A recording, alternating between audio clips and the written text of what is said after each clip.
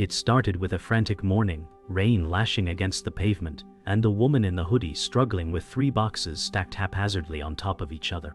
The cab screeched to a halt, its headlights catching the chaos in an alley outside a student dorm. A man in his 50s, calloused hands gripping the steering wheel, rolled down the window and said, "Need help?" She didn't look up at first, too focused on the box slipping from her arms. "Yeah, I guess I do," she muttered.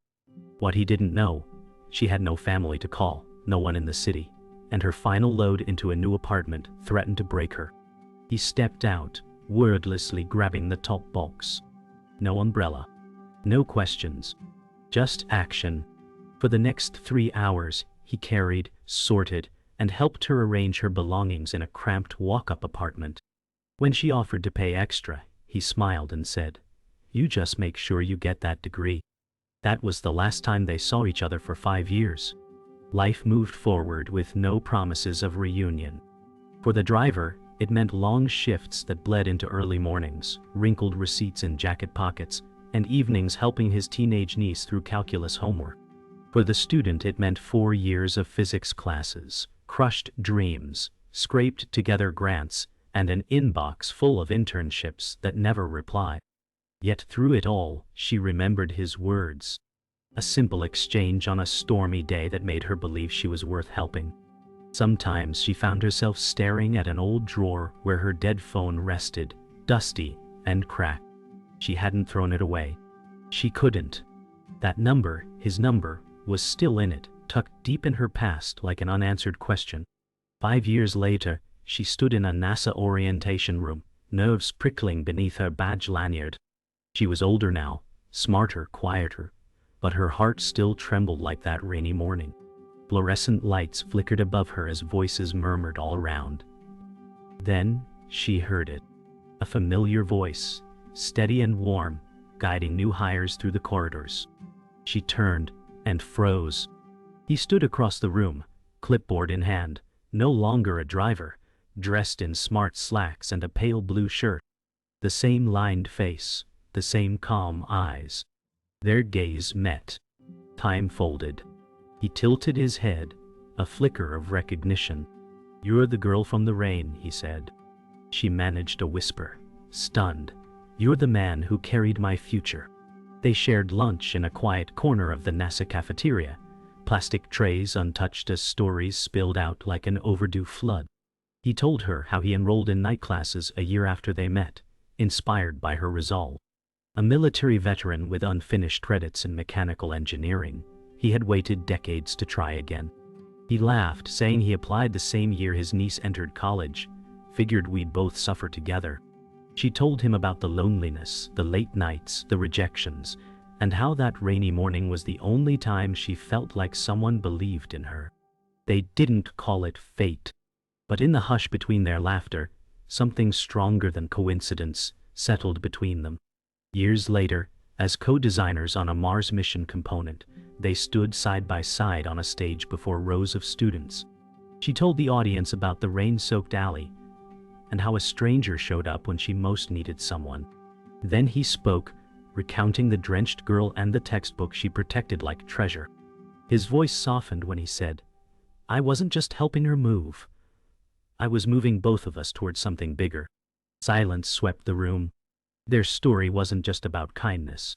It was about unseen futures, improbable turns, and the idea that a single good act, given freely, can bend time. Before their second meeting, the driver's path had been rough and uphill. After his sister disappeared, he took custody of his 14-year-old niece. Days behind the wheel turned into nights, tutoring her in algebra at the kitchen table. He had once dreamed of NASA as a young man, even got accepted into an engineering program, but life got in the way. After helping the student in the rain, something shifted. He dusted off his old notebooks, enrolled in community college, and worked through calculus during cab breaks. Sleep became a luxury, but the vision returned. At 58, he submitted his application to an apprenticeship program at NASA for veterans in STEM. He didn't tell anyone, not even his niece. And when the acceptance letter came, he just stared at it in silence. A quiet victory, decades overdue. For her, the path was paved with resistance. Professors who dismissed her, labs that didn't take her seriously, and long nights fueled by vending machine coffee. She worked 2 jobs to keep her tuition paid, waitressing on weekends, campus library clerk during weekdays.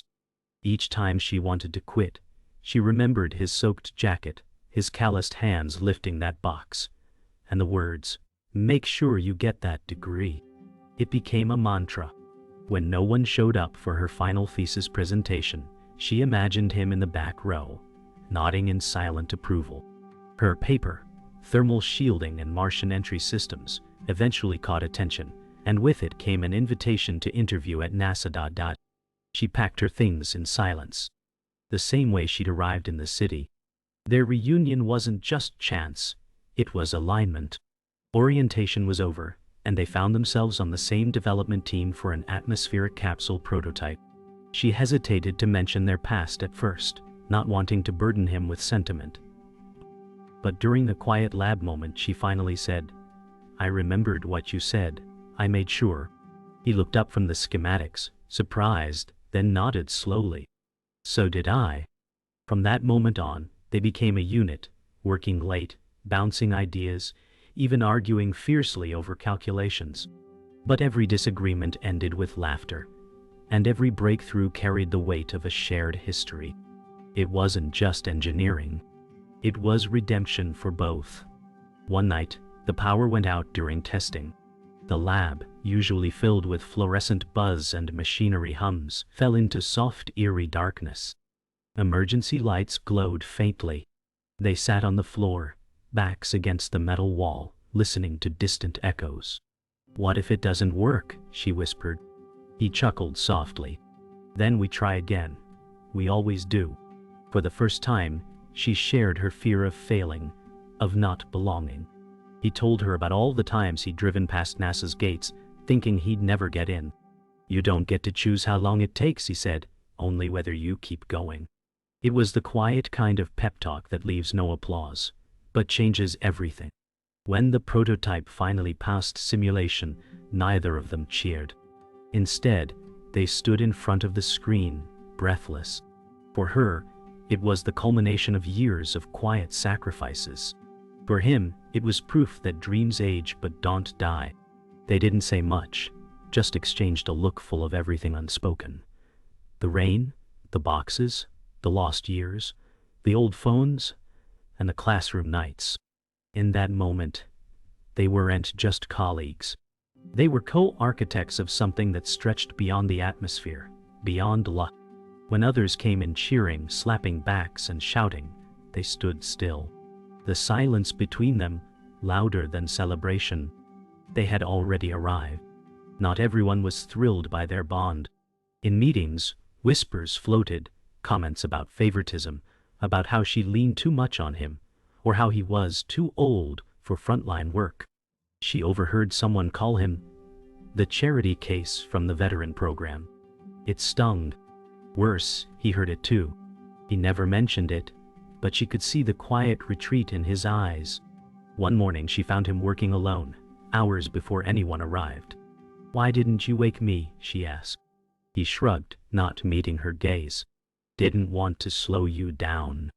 Her voice cracked. "You're the reason I'm even here." They stood in silence until she added, "We don't owe them comfort, we owe the mission." He looked at her then. Really looked. "Then let's finish it." To prove their design, they had to pitch it before a board of senior engineers, a panel known for tearing apart submissions like lions at a carcass. The conference room was a battlefield of equations and raised eyebrows. And raised. She presented the capsule's shielding logic, voice steady but firm. He followed with the deployment system, walking through each simulation like he was reading a bedtime story. A hand raised. "You really expect us to believe a taxi driver built this?" The lead engineer scoffed. Her jaw clenched, but the man simply smiled. "No, but I expect you to believe a NASA engineer did." Silence. Then, a low chuckle. "Proceed," said the chair. That moment cracked the room open. They didn't just survive the pitch, they owned it. After the presentation, they walked back to the lab in silence. The hallways echoed with nothing but their steps. Then he said, "You know, they're not wrong. I did start as a driver." She stopped walking. "And I started as a girl no one thought belonged in this field. Look at us now." He smiled, a quiet thing. "Yeah, look at us." For the first time, he allowed himself to feel it, not luck, not borrowed credit, but ownership. Years behind the wheel, years lost in sacrifice, now co-authored with her into a triumph no one could take away. That evening, she emailed her old advisor the news. Approved. No subject line. Just a photo of them, covered in graphite dust, smiling like kids who'd just been told the universe was listening. But progress came with cost. The capsule model failed a vibration test just days before final approval. One crack. One fault line. Weeks of work jeopardized. The team panicked. Deadlines loomed. And when blame started flying, it landed squarely on him. "Your deployment mechanism wasn't reinforced," a teammate snapped. He nodded, took the hit, then disappeared for hours. She found him in the machine shop, hands shaking as he recalibrated the stabilizers. "It was my mistake," he admitted. "I missed the coefficient adjustment." She knelt beside him. "Then, we fix it. Together." They worked until dawn. No ego. No pride. Just hands moving, adjusting, trusting. When the model passed retest, neither of them celebrated. They simply exhaled, like survivors do. The day before launch integration, they stood in the observation bay, watching their capsule get craned toward the payload unit. Neither spoke. Everything they had lived, suffered, and built was now sealed in composite and steel. He finally said, "If this thing touches Martian soil, I don't care if anyone remembers my name." She looked up at him. "I will." It wasn't sentiment. It was promise. A lifetime of invisible labor, of being underestimated, forgotten, dismissed, now mattered. They watched in silence as the crane rose, steady and slow. It wasn't just a machine. It was proof. And as it locked into place, both felt something shift, not in space, but within themselves. Legacy isn't what you leave behind. It's what you lift forward. 1 week before launch, his niece visited the facility, now a college graduate herself. She had only known him as Uncle, the man who made soup when she was sick and worked double shifts to keep the lights on. But when she walked into the control center and saw her uncle's name on a project board, her breath caught. "You never told me," she whispered. He chuckled, wiping his hands on a cloth. "Didn't want to jinx it." She hugged him tight, eyes wet. "You didn't just raise me, you built the future." Across the room, the woman watched, quiet, tears brimming as the truth landed. He hadn't just helped carry boxes. He'd carried generations. And now one stood in front of him, in awe. During final prep, something went wrong. A telemetry fault. Not fatal, but enough to delay. Stress spread like smoke. The woman stayed up all night, cross-referencing thermal sensors. The man poured through voltage logs from a corner desk. By morning, they had it narrowed down to one faulty sensor pack. It wasn't their job to fix it, but they did anyway. "No one's gonna hand us perfection," she muttered, soldering a connection.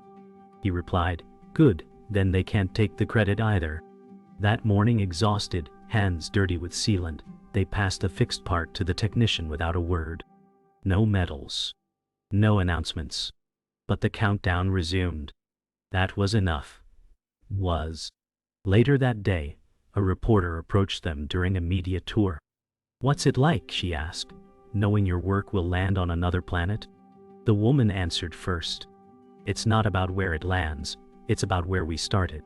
Then the man added, "And who carried us?" The journalist paused, unsure what that meant. But they didn't explain. Some things were too sacred for sound bites. They walked away, side by side, into a corridor lined with blueprints and star charts. Neither of them cared if their names made headlines. They already knew the truth. That the smallest act, helping a girl carry boxes in the rain, can travel farther than any spacecraft. As launch day drew closer, their pace slowed, not from fatigue but reverence. They visited the capsule one last time, suited up and silent. Inside the clean room, surrounded by sterile white light, they placed their hands gently on the shell they helped build. She whispered, "Safe travels." He closed his eyes. "Fly farther than we ever could." It felt like a goodbye, not just to the machine, but to versions of themselves that once doubted, feared, stalled. They stepped back together. And as the engineers began final sealing, the two of them stood beyond the glass, watching in reverent stillness. It was no longer theirs. It belonged to the stars now. That evening, she found the old cab number tucked in her desk. The phone didn't work anymore, but she dialed it anyway, just to hear the silence. Just to remember. He walked in moments later, still carrying a clipboard. "Looking for someone?" he teased. She laughed softly. "Just chasing ghosts." He nodded, looking out the window where the sky turned gold. "Sometimes ghosts push us forward." They stood together in that office, dusk falling around them. No thunder, no music. Just two souls stitched by a single rainy day that rewrote both their timelines. Tomorrow the launch would draw the world's eyes. But tonight, all that mattered was this quiet room, that broken number, and everything they'd built together from pieces no one else noticed. Launch day arrived under a sky so clear it felt scripted.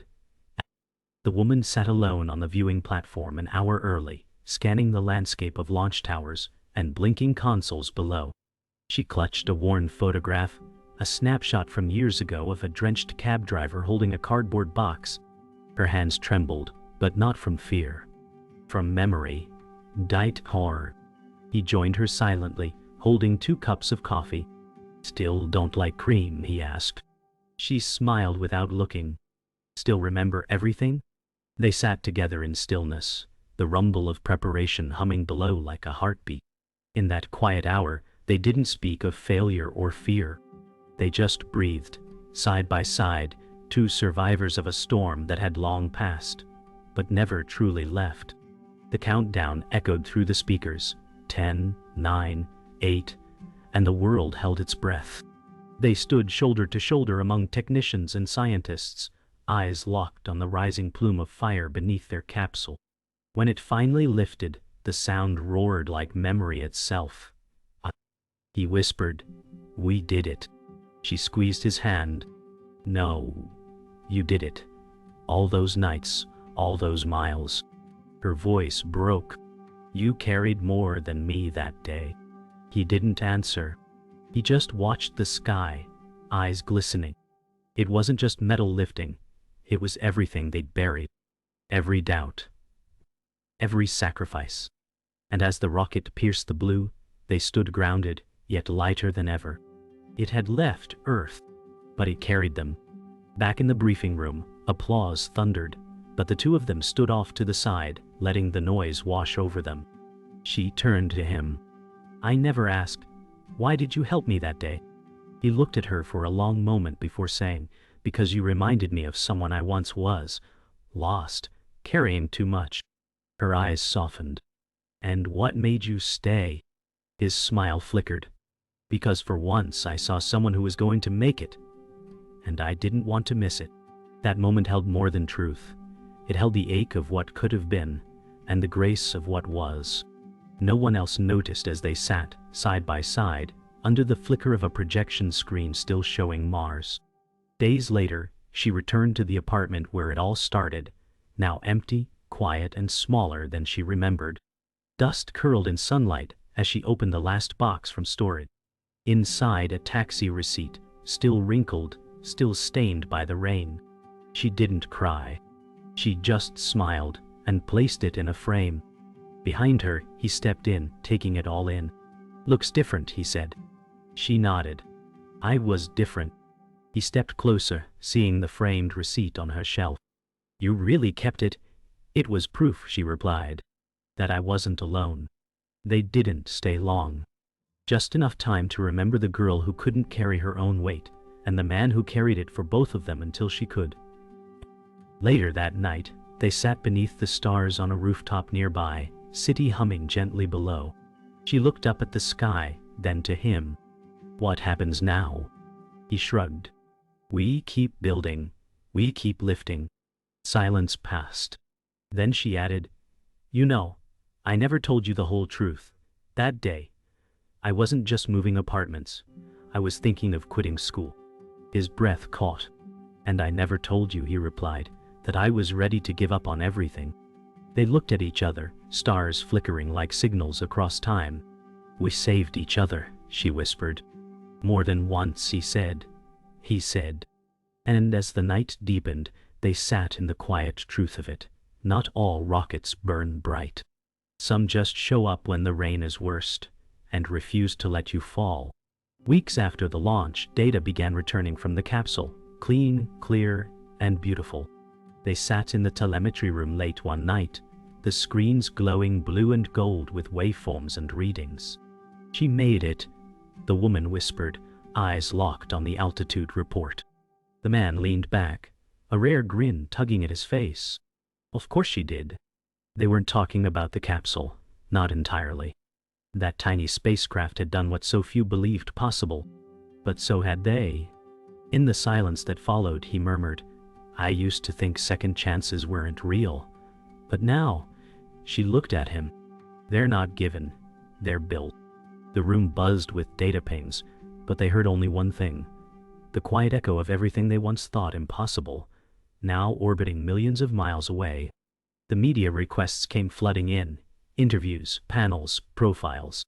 They did some, mostly the ones for students and veterans. But when a primetime show asked them to reenact the rain scene for a promo spot, the man refused. "We lived it. We don't need to dress it up." She backed him without hesitation. "The story isn't about a cab. It's about showing up when no one else will." So instead they filmed a seminar for public schools, a free resource explaining how space systems work, but more importantly, how life often does too. "You don't need perfect grades," she told the camera. "You just need persistence," he added, "and someone who believes in you. Even once. That's enough fuel to escape any gravity." One afternoon, while walking past a university campus, they paused. Students bustled past them, some stressed, some laughing, some carrying boxes. She watched a girl struggling with a heavy load, debating whether to help. The man didn't hesitate. He stepped in, just like before. "Need a hand?" The girl smiled gratefully. She looked at him, then back at the woman. "Are you two professors?" They both laughed. "No," the woman said. "Just people who remember what it's like." They walked the girl to her dorm, gave her advice on science classes, and left without saying their names. Later, the woman smiled. "Funny how full circle feels a lot like starting over." He nodded. "With better shoes this time." In the quiet months after the mission, the capsule became part of the Mars surface archives. Their names weren't front and center, but embedded deep in the schematics, etched on a thermal plate inside the shell. One day, while touring a NASA exhibit, they stood before a scale model of the capsule. A guide spoke about the team behind it, listing unfamiliar names. The woman leaned in and whispered, "We're ghosts in the machine now." He smiled. "The best kind." It didn't hurt. Not anymore. The story wasn't about recognition. It was about impact. Somewhere, a machine they helped build was enduring Martian dust storms. And somewhere else, a student might be inspired by a story they'll never hear. But they had lived it, and that was enough. That night, she visited the alley where it all began. The dorm had changed, fresh paint, brighter lights, but the memory lingered in the air. Rain began to fall, soft and unhurried. She stood still, arms at her sides, letting it soak through her coat. Behind her, he approached with an umbrella but didn't open it. They stood in silence, letting the rain speak. "If you hadn't stopped that day," she began. "You would waited anyway," he said. but I'm glad I was there. The rain was colder now, but not cruel. She turned toward him. We were never meant to meet, but somehow the universe disagreed. He nodded. And I thank it every day. Together, they walked away from the alley, not to escape it, but because they had finally made peace with where the story began. On the anniversary of the launch, NASA hosted a private gathering. Engineers, family members, and contributors filled the room. A plaque was unveiled, naming the mission, Project Tandem. Few understood the name's meaning, but the woman and man did. During the ceremony, she gave a short speech. This mission wasn't built by lone geniuses. It was built by hands that carried, by voices that encouraged, by people who showed up when it was hardest to. As she spoke, he stood beside her, hands folded, tears shining in the corners of his eyes. When the applause came, it wasn't loud, it was reverent. They didn't bow or wave. They simply held each other's gaze and smiled. That name, Tandem, wasn't a code. It was a promise fulfilled. After the event, the two slipped away from the crowd and found themselves back in the old lab, now decommissioned. Dust coated the tables, and models were tucked into storage crates. The silence felt sacred. She ran her hand along the edge of the workstation. Feels smaller now, she said. He nodded. That's because we've grown. They didn't need to speak about what came next. More missions, new recruits, different roles. This place had been their crucible. It had turned doubt into design, pain into propulsion. Before they left, he scribbled something on the whiteboard. Keep going. She added a single line beneath it. Together. The markers squeaked. Their legacy didn't need marble. Just belief, and each other. The capsule finally transmitted its last ping from Mars, years after launch. It was expected. A signal that faded slowly, like a voice whispering from across the void. When they heard the news, they didn't mourn. They met on a bench outside the facility under a pale sky and said nothing for a long time. Feels like goodbye, she said eventually. He nodded. But not loss, just distance. The signal may have ended, but the trajectory hadn't. The capsule had done its work. So had they. And now, it belonged to space. Just like the rain that once washed away their pasts, this moment cleared the sky for what came next. She made it, he whispered. So did we. Years later, she became a mentor to new recruits. One young engineer asked her, "What was your hardest challenge?" She thought for a long moment before answering. Carrying everything you are when no one else sees it. That's the weight. The student nodded, unaware of the depth in her voice. Afterward, she visited the archives. Among the old capsule parts and files, she found her original schematic, creased, smudged, with her name barely legible at the top. She stared at it, remembering the girl who doubted every stroke of her pen. That version of her still lived in the margins of those pages. But now, beside her signature, she wrote one more name, his. Because everything she built was because he stayed. Long after retirement, when their hair had grayed and their knees ached from years of concrete floors, they met again, just as friends. No title, no audience, just coffee and a view of the stars. He asked, "If we had the chance to do it over, would you change anything?" She looked at him, eyes gleaming with memory.